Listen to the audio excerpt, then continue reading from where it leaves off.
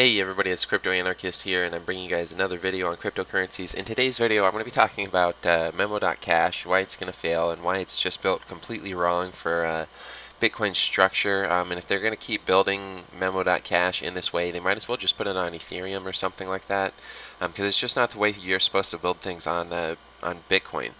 And the reason why is it doesn't use hashes, it doesn't use Merkle roots, it doesn't use any clear and easy scalable way to prove censorship resistance. And the other thing too here is that um, you also have to remember is you can actually do a lot of interesting things within Bitcoin. Some of these things, like a lot of old videos from Craig Wright before anyone knew who he was, talk about things like this. But one solution for what Memo.Cash is trying to do is to build a proof of work subchain within the main proof of work chain. And the whole reason why they would do something like this is that if they do this, they can offer an easy way for users to check not only just their individual transactions, because as of right now, using SPV wallets, you can check individual transactions with Memo.Cash if they were to build it correctly. Like I said, they're not using hashes and Merkle roots, so it has zero censorship resistance right now. It also has it has a prohibitive cost for most people. We talk about how you have to have low cost to do anything, and like, you know, if at 1/3 of a cent for each transact or for each post, like, people in Africa are never going to use this. It's Memo.Cash is kind of a joke right now, to be honest. And everyone in Bitcoin Cash sort of has this cult-like idea, like, hey, we can't criticize or trying to improve anything on Bitcoin Cash, but you got to realize if we don't get enough adoption quick enough, we die.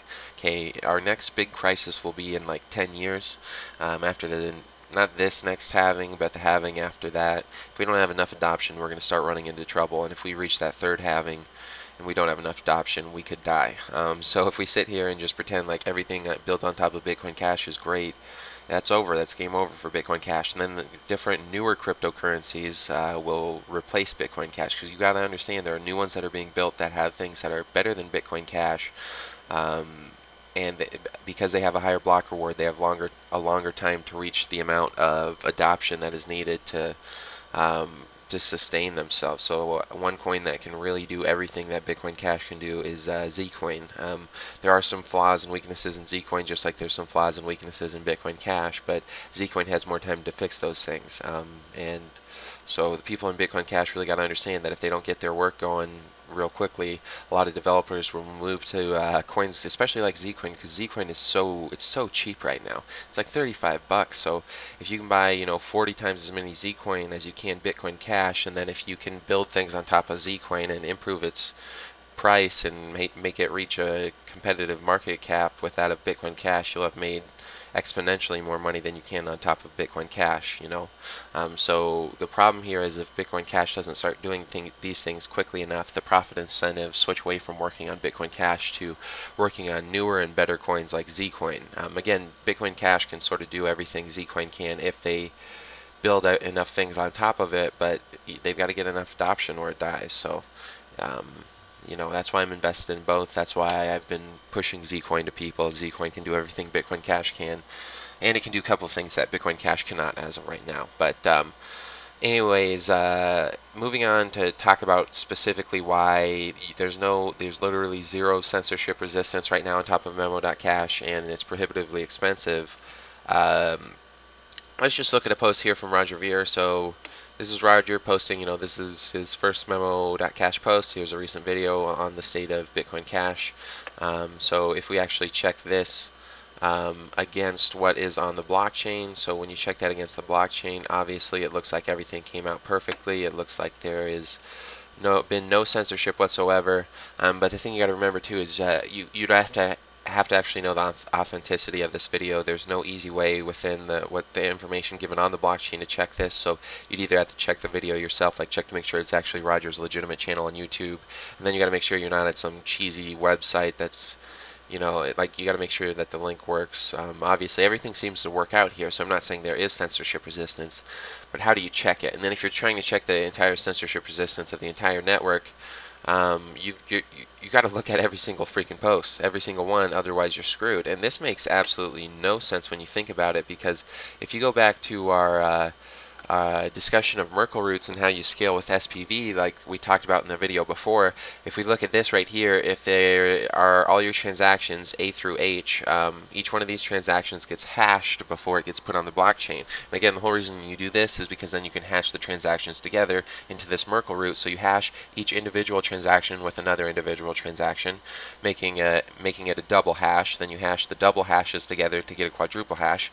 You hash the quadruple hashes together to get an octuple hash. And so you end up with that octuple hash. And so as long as you have any one of those individual hashes to begin with, you can check your individual hash with the other individual hash. So like let's say you have hash number E right there. So it's the fifth one from the left. Okay, your transaction E. And so when you put your transaction on the blockchain, you hash your transaction. And so you have the hash of your transaction. And you take that hash of your transaction and you hash it with the hash of transaction F. And so the hash of transaction E and F together is hash EF.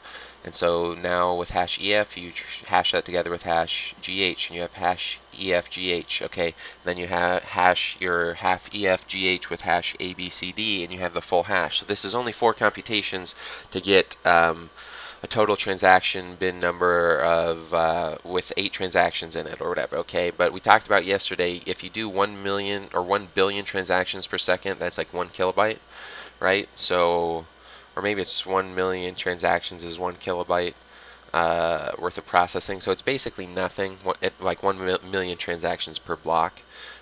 So the thing you got to remember about this is you're not only checking your own transaction against the blockchain, you're checking everybody else's transaction, because if any one of those transactions is changed, the hash of their transaction changes, and that changes the final hash. So if you change transaction B to transaction Z, and again, transaction B is the second from the left here on the bottom, then the hash of transaction B, or it should be hash of transaction B in order to get the Merkle root that has the hash of transaction B in it, but you change transaction B to transaction Z, so instead every single step after that will be tainted. And so even if you're checking transaction E, like we were, if someone changed transaction B, you know about it, okay? And that's the way SPV works. If anyone changes anything, you know about it. And you're connected to multiple nodes, so a lot of people think like, oh, you need to, like, all the nodes in the network need to be honest. No. You only need one node on the network to be honest, and you'll be alerted of some discrepancy, and you'll at least know something is up, okay? That's the way SPV works. You connect to multiple nodes. So in order for someone to, if you're connected to SPV, in order for somebody to fool you, not only do they have to do a 51% attack on the network, but every single node that you're connected through SPV needs to be an attacker's node, okay? So that's not an easy thing to do, okay? It's not an easy thing to do. So as long as that isn't the case, which, like, that's super impossible to ever, basically consider happening. And then not only that, but a 51% attacker is still limited by the amount of money they have, and amongst other things. But like, so you're pretty safe using SPV, okay? Like, when I say pretty safe, I mean like even accepting transactions in 500 milliseconds with SPV, you're pretty safe, or in a couple seconds. They can do it in 500 milliseconds. You might not want to do it right now, but again, the whole point of that is that with Bitcoin, the way that the Merkle roots and the hashes work for transactions, you can prove your transaction and everybody else's transaction without knowing the details of their transaction, basically immediately with no processing power. Okay, does Memo.Cash offer an easy way for you to check not only your own censorship resistance, but everybody else's censorship resistance easily with almost no processing power? And the answer is no. Okay, it does not. So why is Bitcoin Cash not utilizing these Merkle roots when Merkle roots are foundational to the way that Bitcoin Cash was supposed to be used? And again, the reason why this is a terrible thing for Bitcoin Cash is if somebody that wants to develop something on top of Zcoin builds something like this for Zcoin, which they can do. It might be harder right now because Zcoin is currently using the Lira2Z hash function, so I don't know how Lira2Z works in SPV. I don't know how, like, you might have to wait for MTP to come out with Zcoin. I'm not sure. When you talk about the specifics of hash functions, it gets a little over my head. But Zcoin, and MTP is supposed to be coming out sometime this year, but Zcoin at the end of the year could have a better functioning version of Memo.Cash if they use hashes and Merkle roots. And if they do this, and then Zcoin becomes the coin with the best on-chain applications, it makes it makes Bitcoin Cash already look, or it makes it look even more terrible than it does amongst the majority of the crypto community already. Okay, so if Bitcoin Cash doesn't build the best on-chain crypto application, something like Zcoin could just take its mantle, and then because Zcoin has so many advantages over things like Bitcoin BTC, because it's even got some advantages over Zcoin, or sorry, over Bitcoin Cash, that's game over for Bitcoin Cash, So like Bitcoin Cash will have competitors within this space if it doesn't build things correctly. So they really need to start doing it. So all that Memo.Cash, again, all they need to do is you hash this tweet, like for Roger Ver here. If you look at his Memo.Cash post, you hash this text together with the link for the video, and again, you can do it just in the way it currently is put on the blockchain. That's completely fine. You can hash it just something like that, and so then everyone who sees this on Memo.Cash, like on the Memo.Cash website, they would put the hash with the tweet, and so you could easily check the hash on the tweet against the hash that your computer comes up with to see if it's been censored. So if you want to check any person's individual tweets, you can do it on the website real quickly. And then if you want to check any individual person's tweets on the website against what's on the blockchain, then you just concatenate a month's worth of their tweets according to whatever protocol that Memo.Cash uses, and they'll have to be open about this. Otherwise, the whole system fails, obviously. And I'm not saying that they can fake censorship resistance. I'm saying that if they're not open about their protocol, then the hashes they get will always be different than their users, so the users will assume that they're never being censorship resistant. So if they want to prove they're being censorship resistant, they have to be honest about their protocol, otherwise it's impossible. But anyways, yeah, so as long as you put a hash of a month's worth of transactions, it's very easy for the user to do. They can do it real quickly. You can almost build applications so users don't have to build their own programs or hash it manually. You could allow them to hash it manually. The protocol should be easy enough that they could hash it manually if they wanted to, and then they can check any user's posts on Memo.Cash against the blockchain, and because you do it with hashes, and these hashes will be put in Merkle roots, any user themselves, you can have them check the posts on the blockchain against all the posts in the blockchain, and since you're using a Merkle root, they can check to see the validity of the posts. And you can also, like, one thing that people don't talk about too much, this is something that Craig Wright talked about a lot before people really knew who he was proof of work subchains within the proof of work main chain, because a lot of people, like, they might want to check all the transactions themselves, but if you put everything just on one, like on the main blockchain, the problem with this is that if you want to check all the transactions yourselves, you're going to have to basically be a miner and like check through all those transactions in that blockchain, and that's really not easy or fun to do. So one thing you can do with this is you can actually create a proof of work subchain that operates within the main proof of work chain, and this could be like a completely sort of private blockchain. You would still use miners, but when I say private blockchain, I mean it would be just the Memo.Cash blockchain that shows all of the posts that have ever been put on it. And the reason why you do something like this is, again, if we're doing, instead of putting every single individual post on the blockchain like Memo.Cash currently does, and they even do it in an unhashed format, so there's no censorship resistance, there's no scalability. But like if you can concatenate only one a month, and you're only doing one hash a month for each user, and each user can do more than one a month. They could do one a week. They could actually put a hash for each individual transaction if they want to. If they're like some journalist in some really tyrannical country, maybe they actually want that. It's really up to the user. But again, if they're only on average putting one tweet on the blockchain, that's actually on the main blockchain per month, that's not that many tweets. So if you organize this into a subchain, and a subchain is just it's a collection of all tweets in another proof of work chain, but the subchain is also on the main proof of work chain. So it's actually only an additional cost to the users. But again, because blockchains, as long as they have big blocks, they're super non-expensive. It would basically maybe double the price. It might even be less than that. But so let's assume instead of paying 1/3 of a cent, you're paying 1/2 of a cent for transactions now. But if you utilize this subchain, you would be offered some sort of QT wallet, and by QT wallet I just mean, like, the Bitcoin Cash, like the node. Like if you were running a full node, you'd be running a full node, but the full node would only be processing Memo.Cash tweets, so you could check all these tweets, and this application could actually be like some offer extra user features or things like that. Okay, so the whole point of this would just be like for any user who wants to check all of the tweets everywhere without having to download the whole blockchain. So it's basically like almost a version of sharding. It's like a proof of work version of sharding. I don't know really how easy that is to do. I'm not saying Memo.Cash should start doing this right away.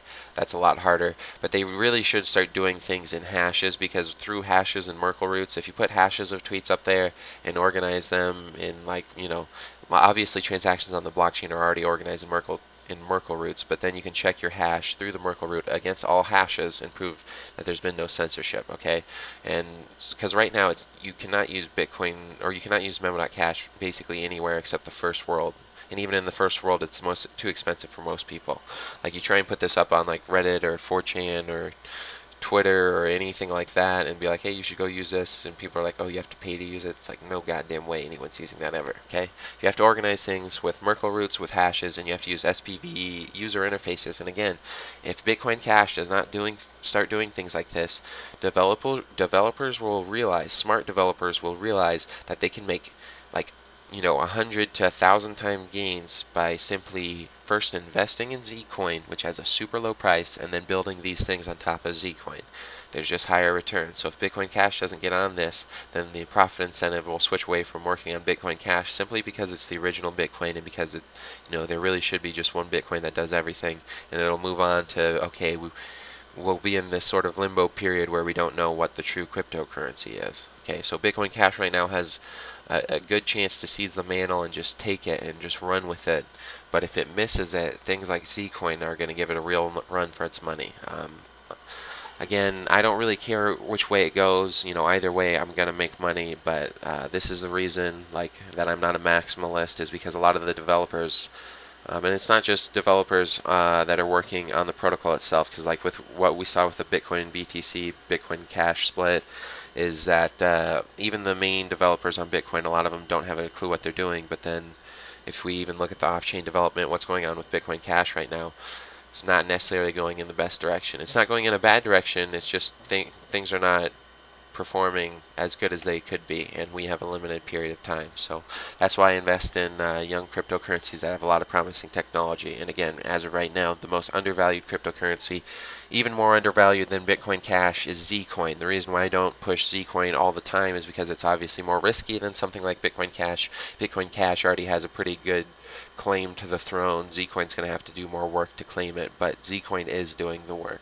Okay, so Bitcoin Cash needs to expand beyond where it is, because as of right now, Zcoin will catch up to it. And so a lot of it's not just the on-chain developers, it's the off-chain developers too. So I hope you guys enjoyed this video. I hope this sort of explained why I keep saying Memo.Cash. It's not good right now, and it's because it doesn't use hashes and Merkle roots, so it's not scalable. You can't prove censorship resistance, and it's prohibitively expensive for the vast majority of the world. And that's, you know, none of those things are things that I associate with Bitcoin Cash. So as of right now, like, Memo.Cash to me is a little bit of an embarrassment. I love what they're trying to do. They're just doing it so wrong.